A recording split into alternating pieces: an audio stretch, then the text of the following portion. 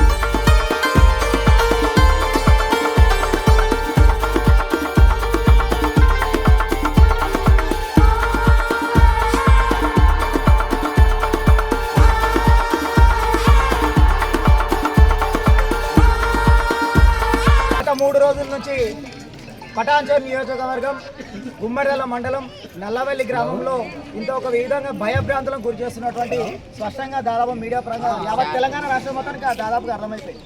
ఇవాళ ఆఖరికి కూడా నిన్న మొన్న మూడు తరాల నుంచి కూడా గ్రామ ప్రజలు రైతులు ముందుకొచ్చింది. కానీ ఈరోజు విద్యార్థులు రోడ్డుకి ఎక్కిన దౌర్భాగ్య స్థితి కల్పించింది ప్రభుత్వాలు. ఇవాళ విద్యార్థులు ఏం మాట్లాడుతున్నారు? భారతదేశానికి ఒక దిక్సూచి భవిష్యత్ తరాలు, ముందు తరాలు ఇవాళ విద్యార్థులు. ఈ విద్యార్థుల భవిష్యత్ ఒక కలెక్టర్ కావచ్చు, ఒక పోలీస్ ఆఫీసర్ కావచ్చు, ఒక ఇంజనీర్ కావచ్చు. వాళ్ళ స్ఫూర్తి ఈరోజు వాళ్ళు చదువుకున్న భవిష్యత్తును నాశనం చేయడానికి కూడా కంకణం కట్టుకుంది ప్రభుత్వాలు. వాళ్ళు ఏం మాట్లాడుతున్నారు? స్కూల్లో పరిశుభ్రత అని మాట్లాడతారు.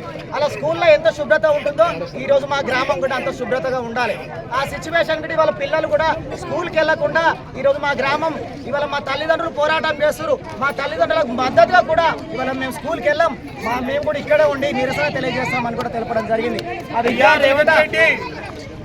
ఆ విద్యార్థులు కూడా ఇవాళ విద్యార్థులు కూడా వాళ్ళ భవిష్యత్తు గురించి మాట్లాడుతున్నారు. వాళ్ళ భవిష్యత్తు ఏంటి? అసలు భవిష్యత్తుకు ప్రభుత్వం ఏం విలువ ఇస్తుంది? ఆ భవిష్యత్తుకు విలువల ప్రజలకు వివరించాల్సిన అవసరం ఎంతైనా ఉంది. ఒకటే చెప్తా ఉన్నాం ప్రభుత్వాలకు, మీ డంపింగ్ యార్డ్ విరమించాలి. మేము ఇవాళ శాంతియుతంగానే చేస్తూ ఉన్నాం.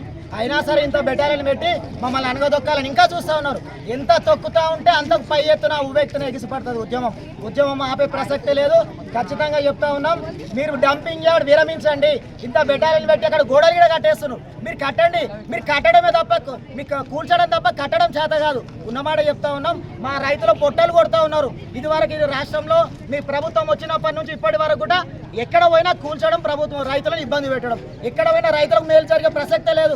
ఇవాళ మా గుమ్మడిదల మండలంలో ఒక సైడు తూర్పున ఏముంది అంటే ఎయిర్పోర్ట్స్ అకాడమీ ఉంది. దక్షిణాన ఏముంది అంటే మన పారిశ్రామిక వాడ ఉంది. పడమరన ఏముంది అంటే అటవీ ప్రాంతం ఉంది. కేవలం మన ఉత్తరం సైడ్ ఉన్నది మారుమూల ప్రాంతం నల్లవల్లి గ్రామం, ప్యారనగర్, కొత్తపల్లి. ఇక్కడ ఉన్న వ్యవసాయం తప్ప ఇంకా అంతకుమించి ఏం లేదు. చిన్న చిన్నగా ఎకరా మా అంటే 2 ఎకరాలు 3 ఎకరాలు ఉన్న రైతులం. పూర్తిగా వ్యవసాయదారమే. ఎవరికి ఉద్యోగాలు లేవు, ఎవరికి గవర్నమెంట్ జాబులు లేవు, బయట ఇల్లు లేవు, బిల్డింగ్ లేవు. మాకు అక్కడ నుంచి వచ్చే కిరాయిలు వచ్చే ప్రసక్తి లేదు. కనీసం మా బ్రతుకు ఒకటే ఆధారం. మేము ఒకటే విజ్ఞప్తి చేస్తున్నాం. ఈరోజు రైతుల పక్షాన విద్యార్థులు కూడా రోడ్ ఎక్కే స్థితి వచ్చిందంటే ఈ ప్రభుత్వం కనువిప్పు జరగాలి. మేము డంపింగ్ యార్డ్ ఆపడమే మా లక్ష్యం. డంపింగ్ యార్డ్ ఆపేంత వరకు మా పోరాటం ఉంటుంది. ఎలాంటి సిచ్యువేషన్ వచ్చినా సరే, పోలీసులు నిర్బంధకాన్ని విధించినా సరే మేము శాంతియుతంగా ధర్నా చేస్తాం. విద్యార్థుల భవిష్యత్తు మేము వాళ్ళ కోసం మేము ఆలోచిస్తున్నాం. మా తల్లిదండ్రులు మా కోసం ఆలోచించారు. మా కడుపులో ఉంటే మా బిడ్డల కోసం కూడా మేము ఆలోచించాల్సిన అవసరం ఉంది. కాబట్టి డంపింగ్ యార్డ్ విరమించాలి. ఒకటే విన్ననాదం, ఒకటే లక్ష్యం, ఒకటే మా అంబిషన్. డంపింగ్ యార్డ్ ఆపడమే మా లక్ష్యం. డంపింగ్ యార్డ్ ఆపేంత వరకు మా పోరాటం ఆగదని కూడా ఇవాళ విజ్ఞప్తి చేస్తూ ఉన్నాం. దయచేసి పోలీసులు కూడా సహకరిస్తున్నారు, మేము కూడా వాళ్ళకి సహకరిస్తాం. మేము ఒకటే, మేము కావాల్సింది ఎంఆర్ఓ. ఇప్పటివరకు మా గ్రామానికి ఎలాంటి ప్రభుత్వ అధికారులు రాలేదు. కేవలం ప్రొటెక్షన్ మాత్రమే ఉంది ఇక్కడ, పోలీస్ సెక్యూరిటీ తప్ప ఏ ఒక్క అధికారి వచ్చి మా ఇన్ని జరుగుతూ ఉన్నా, ఇంత ఆవేదన చూస్తున్నా ఒక్క అధికారి వచ్చి మనం ప్రశ్నించిన పాపన ఓలే.